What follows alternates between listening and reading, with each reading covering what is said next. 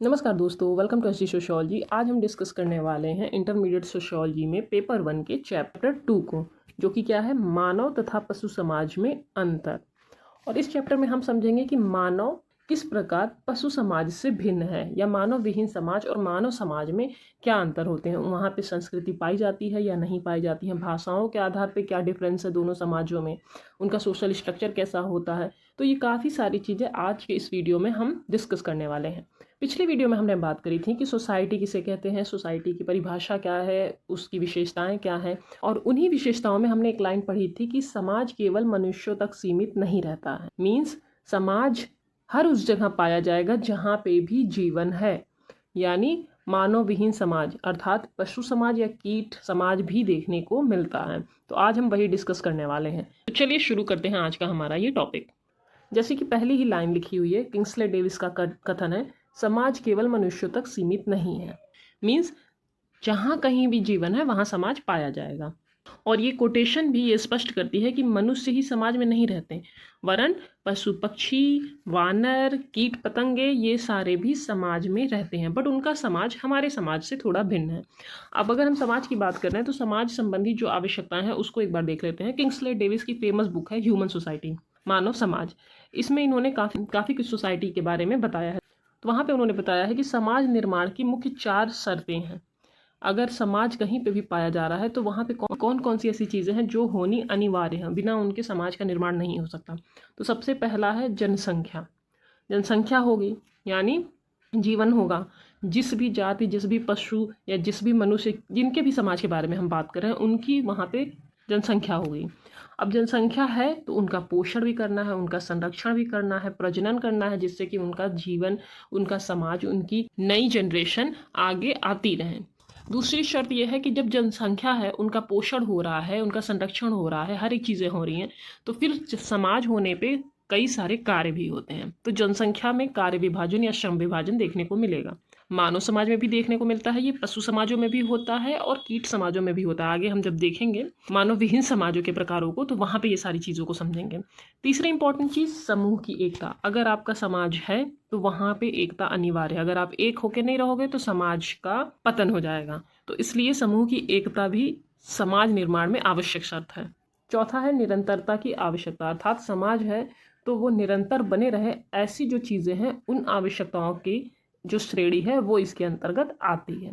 ये हमने समझा कि अकॉर्डिंग टू किंग्सले डेविस समाज निर्माण की आवश्यक शर्तें क्या क्या हैं। जनसंख्या, उनका भरण पोषण, उनके बीच में श्रम विभाजन, उसमें एकता होना, और उनके तंत्र यानी उनकी व्यवस्था को बनाए रखने के लिए जिन जिन चीज़ों की आवश्यकता है उनका होना, ये सारी चीज़ें मिलकर समाज को बनाती हैं। तो हमने समाज बनाने के लिए जो आवश्यक शर्तें हैं उनकी बात कर ली, और साथ ही ये बात करी कि समाज केवल मनुष्यों तक सीमित नहीं है, जहाँ पे जीवन है वहाँ समाज पाया जाता है। अब हम देख लेते हैं समाज के प्रकार कौन कौन से हैं। तो पशु अथवा मानव विहीन समाज के प्रकारों के बारे में हम बात करने वाले हैं। यहाँ पे आप देख रहे होगे मानव विहीन समाज लिखा हुआ है। तो पशु समाज का तो अर्थ आप समझ रहे होगे। मानव विहीन समाज क्यों लिखा गया है? वो इसलिए क्योंकि पशु समाज को आप पशु समाज बोल रहे हो, बट कई सारे ऐसे भी समाज है जहाँ पे मानव नहीं होते हैं। तो मानव विहीन, जहाँ पे मानव नहीं है, जैसे चींटियों का समाज, ये पशु समाज नहीं है, ये कीट समाज है, मधुमक्खियों का समाज। तो इसलिए पशु अथवा मानव विहीन समाज के प्रकारों के बारे में हम आज बात करने वाले हैं। समाज निर्माण के लिए जागरूक संबंधों की आवश्यकता होती है, और जिस स्थान पर भी ये संबंध पाए जाएंगे, कैसे संबंध, जागरूक संबंध, इसके बारे में हमने पिछले वीडियो में बात किया था, जहाँ पे दोनों ही पक्ष एक दूसरे के प्रति अवेयर हो, जानते हो कि हाँ इनके साथ हमारा कैसा संबंध है, ये किस प्रकार के व्यक्ति हैं, इनसे हम किस तरह का बॉन्ड शेयर करते हैं, एक दूसरे के प्रति अवेयर होना, इन्हें हम जागरूक संबंध कहते हैं। तो जहाँ पे भी जागरूक संबंध पाए जाएंगे वहाँ समाज का निर्माण हो सकता है। और ये भी पता है हमें कि सिर्फ और सिर्फ समाज मनुष्यों में नहीं होता, मीन्स मनुष्य तथा अन्य प्राणियों में भी ये संबंध पाए जाते हैं। कौन कौन से प्राणी हैं? जैसे छोटी चींटियाँ, मधुमक्खियाँ या स्तनपायी जीवों तथा नरवानरों में भी समाज देखने को मिलता है। बट अगर हम समाज की स्ट्रक्चर की बात करें तो पूरी तरह से जिस तरह मानव समाज है उस प्रकार आपको ये समाज नहीं देखने को मिलेगा, ना इस प्रकार की उनकी व्यवस्था देखने को मिलेगी। बट हाँ, पशुओं का समाज मानव समाज थोड़ा भिन्न होते हुए भी बहुत सारी ऐसी मानव समाज की विशेषताएं पास रखता है जिससे हम पशु अथवा मानव विहीन समाज में एक अच्छी खासी तुलना कर सकते हैं। अब यहाँ पे हम बात करने वाले हैं पशु अथवा मानव विहीन समाज के प्रकारों के बारे में जो यहाँ पे लिखे हुए हैं। साथ ही मानव समाज से जब हम उनकी तुलना करते हैं तो कौन कौन सी ऐसी मानव समाज की विशेषताएं हैं जो यहाँ पे देखने को मिलती हैं, उनको देखते हैं। तो मानव विहीन अथवा पशु समाज के पहले प्रकार की बात करें तो वो है कीट समाज। इसके अंतर्गत चींटी, मधुमक्खी, टिड्डे, दीमक आदि समाज आते हैं। और अगर हम बात करें मानव समाज से मिलती हुई इन समाजों की जो विशेषताएं हैं तो इनमें सबसे इम्पॉर्टेंट चीज़ श्रम विभाजन देखने को मिलता है। फॉर एग्जाम्पल चींटी समाज की अगर हम बात करें तो वहाँ पे श्रम विभाजन देखने को मिलता है। 3 प्रकार की चींटियाँ मुख्य रूप से पाई जाती हैं, जिसमें एक रानी चींटी होती है जो प्रजनन का काम कर सकती है। बाकी सारी चींटियाँ जो हैं उनमें प्रजनन शक्ति नहीं होती है। इस कारण ये रानी चींटी पूरे समूह का संचालन व प्रबंधन का कार्य करती है। क्यों? क्योंकि वो उसके ही जरिए सदस्यों की संख्या में वृद्धि हो रही है। और जो श्रमिक चींटियां होती हैं वो श्रम से संबंधित कार्य करती हैं। कुछ बांझ चींटियों के भी प्रकार पाए जाते हैं, तो जनन शक्ति ना होने के कारण उन्हें भी श्रम ही करना पड़ता है। तो इसलिए मेनली मैंने 2 ही नाम लिख रखे हैं, एक रानी चींटी, एक श्रमिक चींटी।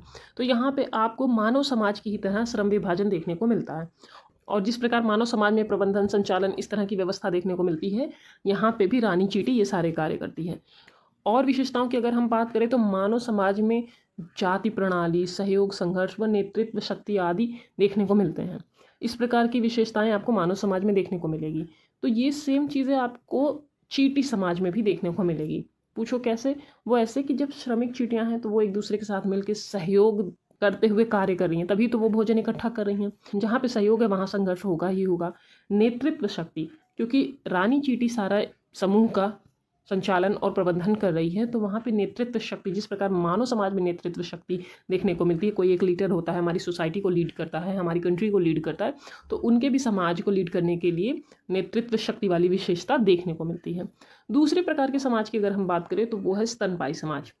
स्तनपायी समाज अर्थात समान शारीरिक रचना जहाँ पे नर और मादा की देखने को मिले।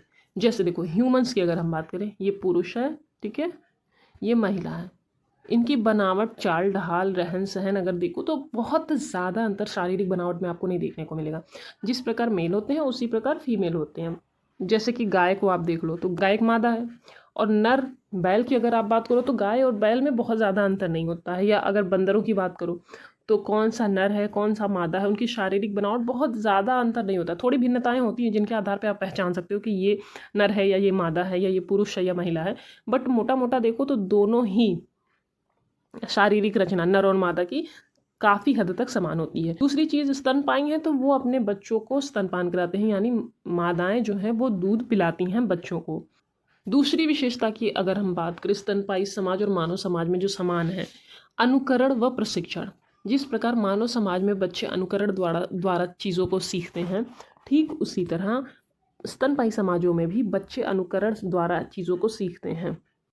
हम बच्चों को सिखाते हैं उठना कैसे है, बोलना कैसे है, खाना कैसे है, पीना कैसे है। ठीक उसी तरह स्तनपायी समाजों में भी देखने को मिलता है कि वो अपने बच्चों को सिखाते हैं, प्रशिक्षित करते हैं। फॉर एग्जाम्पल गाय है, वो अपने बछड़े को जुगाली करना सिखाती है, चिल्लाना सिखाती है, भागना सिखाती है। अगर आपने कहीं भी आसपास गाय या जानवरों को देखा होगा, स्तनपायी जानवरों को, तो वो किस प्रकार अपने बच्चों को प्रशिक्षित करते हैं। आसपास अगर आपके कुत्ते दिखते हों तो जो छोटे पपीज़ होते हैं उनकी माएँ उन्हें सिखाती हैं कि अगर आप पर कोई बाहरी कुत्ता या कोई भी तुम्हें अटैक कर रहा है तो आपको बचना कैसे है। तो ये सारी चीज़ें जो अनुकरण वो प्रशिक्षण है, मानव समाज के गुण हैं, ये आपको स्तनपायी समाजों में भी देखने को मिलेंगे। तीसरी विशेषता है प्रजनन शक्ति। हमने जब कीट समाज की बात करी थी तो वहाँ पर सिर्फ और सिर्फ रानी चींटी ही प्रजनन शक्ति से युक्त होती है। बट जब हम बात करते हैं स्तनपायी जीवों की या स्तनधारी जीवों की, तो वहाँ पे कुछ असाधारण परिस्थितियों में ही वो बच्चे जन्म नहीं दे पाते हैं या असमर्थ रहते हैं बच्चे जन्म देने में, वरना वो एक बच्चे एक समय में दे सकते हैं। सामान्यतः ये देखा जाता है। जिस प्रकार मानव समाज में ये चीज़ें देखने को मिलती हैं, और इस कारण इनके जो सदस्यों की संख्या है वो सीमित रहती है और समाज में एक स्थायित्व बना रहता है। तीसरे टाइप की अगर हम बात करें, नर व नर समाज, तो स्तनधारी जीवों में नर वानर समाज जो है वो सबसे ऊंचा है। स्तनपायी समाज तो होता है लेकिन नर वानर जो है वो सबसे ऊंचा है। डार्विन का तो क्या मानना है कि मानव समाज की जो उत्पत्ति है या उनका जो विकास हुआ है बंदरों की ही वंशज हम लोग माने जाते हैं। तो बंदर, चिंपांजी, बिना पूंछ वाले लंगूर, वनमानुष, गोरिल्ला, ये सारे जो जीव हैं वो नर वानर समाज में आते हैं। वानरों की जितनी भी प्रजातियां हैं वो आप इस समाज में रख सकते हो, ठीक है। लेकिन जब आप स्तनधारी समाज की बात करते हो तो वहाँ पे बिल्ली, कुत्ता, बछड़ा, घोड़े, हाथी, ये सारे पशु आ जाते हैं। अब नर वानर समाज में जो विशेषताएं पाई जाती हैं उन्हें हम देख लेते हैं। अधिक विकसित मस्तिष्क। देखो, कीट समाज, स्तनपायी समाज, इन दोनों ही समाजों की तुलना में मानव समाज से अगर थोड़ा सा नीचे कोई समाज है जिनके जीवों में अधिक विकसित मस्तिष्क है तो वो नर वानर समाज है, ठीक है। इनका जो मस्तिष्क है, इनकी जो सोचने की क्षमता है बाकी सभी जानवरों की तुलना में काफ़ी ज़्यादा विकसित है। इनकी तीव्र बुद्धि के बारे में रिसर्च हुए, प्रयोग हुए, जिनके आधार पर उन्होंने पाया कि हाँ, कि मनुष्य के बाद अगर कोई दूसरा प्राणी है जिसके पास अधिक विकसित मस्तिष्क है तो वो है नर वानर समाज। दूसरी चीज़ है संचार प्रणाली। नर वानर समाज की एक महत्वपूर्ण विशेषता और ये है कि इनमें संचार व्यवस्था देखने को मिलती है। प्रॉपरली भाषा नहीं है जैसे ही मानव समाज में होती है। जिस प्रकार हम अपनी भाषा के माध्यम से अपनी भावनाएं, अपनी इच्छाएं, अपने विचार दूसरों के सामने प्रकट कर सकते हैं, ठीक वैसे तो नहीं, परंतु हाँ, नर वानर भी चेहरे के हाव भाव और उतनी कुछ आवाज़ों, ध्वनियों के द्वारा एक दूसरे से बातें करते हैं और एक दूसरे को बातें समझा सकते हैं। अगर आपके आसपास बंदरों का झुंड रहता हो या आपके घरों पे आते जाते कभी आपने बंदरों के झुंड को देखा हो तो उनके बोलने में काफ़ी अलग अलग आवाज़ें सुनाई देती हैं। जब बच्चे खतरे में होते हैं तो वो अलग तरीके से चिल्लाते हैं। एक माँ अपने बच्चे को पुकार रही हो या बच्चा कहीं खो गया हो, वो अपनी माँ को बुला रहा हो तो वो पतली आवाज़ निकालता है। और जब वो लड़ रहे होते हैं तो वो अलग तरह से आवाज़ें निकालते हैं। तो हाँ, उनके पास संचार का माध्यम है, संचार प्रणाली है, बट मानव जितनी विकसित नहीं है। उनके पास भाषा नहीं है, बोली है, एक ध्वनियाँ हैं और उन्हीं ध्वनियों के ही सहारे ही सही बट वो कम्युनिकेट कर सकते हैं। संचार व्यवस्था वहाँ पे है। तीसरी विशेषता है प्रभुत्व की भावना। जिस प्रकार मानव समाज में प्रभुत्व की भावना देखी जाती है उसी तरह नर वानर समाज में भी ये भावना पाई जाती है। प्रभुत्व की भावना का अर्थ क्या है? वो ये है कि जिस प्रकार समाज में एक लीडर होता है, हमने चुन लिया है सारे ने मिलकर, या एक लीडर बना हुआ है किसी सोसाइटी का, किसी समाज का नेता है, तो उसी के अनुसार हम व्यवहार करेंगे। और अगर उसके अनुसार व्यवहार नहीं करते हैं या उनके आज्ञा का पालन नहीं करते हैं तो उस ऐसे में दंड के भागी बनना पड़े। तो ये विशेषता वानर समाजों में भी देखने को मिलती है। बंदरों का झुंड है, उनका दल है, उनका एक बंदर नेता होगा, लीडर होगा, उन्हीं के अनुसार बाकी सारे बंदर चलते हैं, जाते हैं, लड़ते हैं, जो भी खाना पीना है एक ग्रुप में सब रहते हैं। अगर आपने डिस्कवरी देखी होगी, वहाँ पे दिखाते हैं दो दल हैं बंदरों के, एक दल का नेता ये है, एक दल का नेता ये है, दोनों एक दूसरे के विरोधी हैं, लड़ रहे हैं। इस तरह की जो एपिसोड अगर आपने देखे होंगे तो उनसे आपको आइडिया लग जाएगा कि ये जो प्रभुत्व की भावना वाली विशेषता है वो किस सेंस में है। आपने कभी देखा है बिल्ली पूरे झुंड में घूम रही हैं, एक उनका बिल्ला है, वही लीडर है, वही डिसाइड करेगा कि कहाँ पे जाना है कहाँ पे नहीं। नहीं, इस तरह आप नहीं देखोगे। या पक्षियों में आप देखो पूरे झुंड में है, एक उनका नेता है, नहीं। नर वानर समाजों में ये चीज़ काफ़ी ज़्यादा मात्रा में देखने को मिलती है। जिस प्रकार ह्यूमंस में ये होता है कि हमारा एक लीडर है, उसके अकॉर्डिंग हमें काम करना है। फॉर एग्जाम्पल, मोदी जी ने अभी बोला है कि आप गोल्ड कम खरीदो, पब्लिक ट्रांसपोर्ट का यूज़ करो, पैसे बचाओ, क्योंकि आगे का टाइम और मुश्किल आने वाला है, कंडीशन और बिगड़ सकती है। तो वो हमारा लीडर बोल रहा है और हमारी क्या जिम्मेदारी बनती है कि हम उनके आज्ञा का पालन करें। और अगर आज्ञा का पालन नहीं करोगे तो सिचुएशन बिगड़ेगी ही बिगड़ेगी।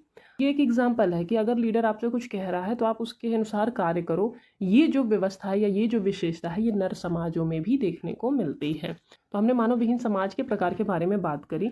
अब हम मानव और पशु समाज में जो मुख्य अंतर है उनको देख लेते हैं। मानव और पशु समाज में अंतर को मुख्य रूप से दो भागों में बांट के आप समझ सकते हो।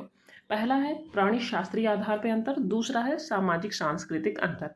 सामाजिक सांस्कृतिक अंतर के अंतर्गत समाज, संस्कृति, इन सारी चीज़ों से संबंधित अंतर आते हैं। और प्राणी शास्त्रीय यानी बायोलॉजिकल अंतर के अंतर्गत हम शारीरिक रूप से जो बनावट है या हमारी बुद्धि, मस्तिष्क, इन सारी चीज़ों के बारे में जो अंतर देखने को मिलता है मानव तथा पशु समाज में, उसको डिस्कस करेंगे। तो हम पहले बात कर लेते हैं प्राणी शास्त्रीय आधार पे जो अंतर है। तो उसके अंतर्गत पहला पॉइंट है शारीरिक बनावट के आधार पर अंतर। देखो, मनुष्य का शारीरिक बनावट अगर कोई इंडिया में पैदा हो रहा है तो भी, और अगर कोई पाकिस्तान में पैदा हो रहा है तो भी, और कोई अगर बांग्लादेश में पैदा हो रहा है तो भी, ये भौगोलिक परिस्थितियां अलग अलग हैं, देश अलग अलग हैं, जगहें अलग अलग हैं ना।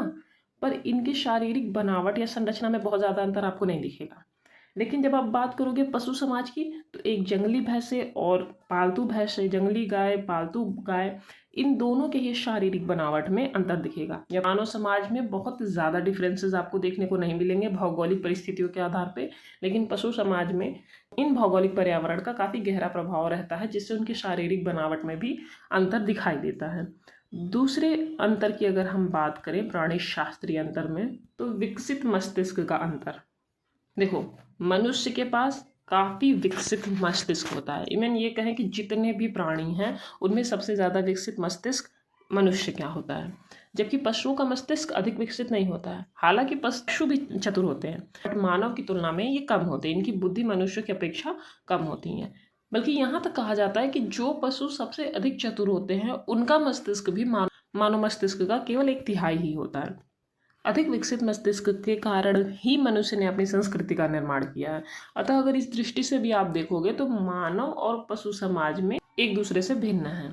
तीसरा पॉइंट अगर देखें, सीधे खड़े होने की क्षमता मानव समाज में ये देखी जाती है। पशु समाज में कोई हैं थोड़े बहुत सीधे खड़े हो सकते हैं, पर ऐसा भी नहीं है कि वो दोनों पैरों पे खड़े होकर अपने दोनों हाथों से कुछ बहुत ज़्यादा एक्स्ट्रा या कुछ बहुत टेक्निकल काम कर रहे हैं। नहीं, मानव और पशु समाज में ये अंतर देखने को मिलता है। मानव स्वतंत्र रूप से सीधा खड़ा होता है, अपने दोनों हाथों का इस्तेमाल करते हुए कई सारे कार्य कर सकता है। इसके विपरीत पशु समाज में ऐसी क्षमता आपको देखने को नहीं मिलेगी, और चलते भी हैं तो अपने दोनों हाथों और पैरों का प्रयोग करते हुए ही चलते हैं। अगला पॉइंट है बोलने की क्षमता। तो मानव और पशु समाज में बोलने की क्षमता के आधार पर भी एक दूसरे से भिन्नता देखी जाती है, वो एक दूसरे से अलग है। मनुष्य जो है वो बोल सकता है, उनके पास भाषा है, वो इस भाषा के ज़रिए अपनी बात दूसरे को समझा सकते हैं। और एक नहीं अनेक भाषा है मानव समाज में। आप देख लो हमारे भारत में ही कितनी सारी भाषाएं हैं, और अगर अदर कंट्रीज़ की हम भाषाएं मिला दें तो मानव समाज में अनगिनत भाषाएं होंगी। पर पशु समाज में वो अपनी बात समझाते तो हैं, बट बेसिक नीड वाली, कि हाँ मुझे अगर खतरा है तो बचाने के टाइम पे या अपनी सुरक्षा के लिए कौन सी आवाज़ें निकालनी है, भूख लगी है तो कौन सी आवाज़ निकालनी है। बस कुछ सीमित आवाज़ें, ध्वनियाँ उनके पास होती हैं जिनके ज़रिए वो अपनी बात दूसरे पशु को समझा सकते हैं। पर उतने विकसित स्वरूप में जिस प्रकार हमारे समाज में भाषा है वो उनके में नहीं पाई जाती है। तो इस आधार पे भी आप देख सकते हो मानव और पशु समाज में भिन्न है एक दूसरे से। हाथों के लचीलेपन की बात अगर हम करें तो सीधा खड़ा होने की क्षमता तो है मानव समाज में, पशु समाज में नहीं है। अब चूंकि सीधे खड़े होकर चल सकते हैं मानव, तो उनके दोनों हाथ फ्री हैं, और हाथ फ्री हैं तो वो लचीले भी हैं। वो काफ़ी आसानी से अपने हाथों को चारों ओर घुमा सकते हैं, और कोई भी छोटे से छोटा, बड़ा से बड़ा अपने उंगली और अंगूठे का प्रयोग करके कार्य कर सकते हैं। तो अगर आपको टेक्निकल काम करने हैं, सिलाई कढ़ाई या कंप्यूटर पे काम करने, तो इसमें आपकी उंगलियों की यूज़ होती है, जो चीज़ पशु नहीं कर सकते। पशुओं में ये सुविधा का अभाव होता है। तो हाथों के लचीलेपन के आधार पे भी भिन्नता देखने को मिलती है पशु और मानव समाज में। तो ये बायोलॉजिकल डिफरेंसेस जो हैं पशु और मानव समाज में, ये हमने समझ लिया। अब हम बात कर लेते हैं सामाजिक सांस्कृतिक अंतर। सबसे पहली बात अगर हम सामाजिक सांस्कृतिक अंतर की करें तो संस्कृति व सांस्कृतिक विरासत का अभाव पाया जाता है। किसमें? पशु समाज में। मानव समाज में तो आप अच्छे से देखोगे कि हमारी संस्कृति है। मानव समाज में एक से अधिक मनुष्य के जो व्यवहार है उनका महत्व होता है, यानी कलेक्टिव बिहेवियर बहुत इम्पोर्टेंट होता है, और उनके कलेक्टिव बिहेवियर के ही ज़रिए संस्कृति की धारा बहती है। अब एक ही तरह से जब अधिकतर लोग काम कर रहे हैं तो उससे एक संस्कृति का निर्माण होता है। पर पशु समाज संस्कृति के अभाव में जीवन यापन करते हैं। उनके यहाँ नियम कौन सा काम करता है? जो सबसे शक्तिशाली है वही सबसे श्रेष्ठ है, कमज़ोर है वो मारा जाएगा। लेकिन मानव समाज में ऐसा नहीं है। कमज़ोरों की सुरक्षा करना है, शक्तिशाली जो लोग हैं उनकी शक्ति उन्हें श्रेष्ठ तो बना रही है, पर उन्हें दुर्बलों की रक्षा करने से भी उन्हें सामाजिक रूप से श्रेष्ठ माना जाता है।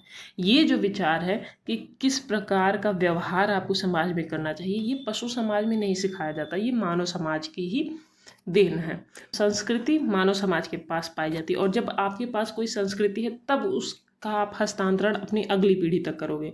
तो जहाँ संस्कृति है वहाँ पे ही सांस्कृतिक विरासत आपको देखने को मिलेगी, और पशु समाज में चूंकि संस्कृति का ही अभाव है तो वहाँ सांस्कृतिक विरासत का भी अभाव देखने को मिलता है। वो बस अपनी परिस्थिति के अनुसार व्यवहार करते हैं कि हमारी परिस्थिति कैसी, भूख लगा है तो भोजन जहाँ पे दिख रहा है झपट्टा मारो, लूटो खसोटो, जैसे भी करके हमें अपना पेट भरना है। कोई हम पे हमला कर रहा है तो हम अगर उससे लड़ेंगे नहीं, उसे मारेंगे नहीं, तो हमारी जान खतरे में है।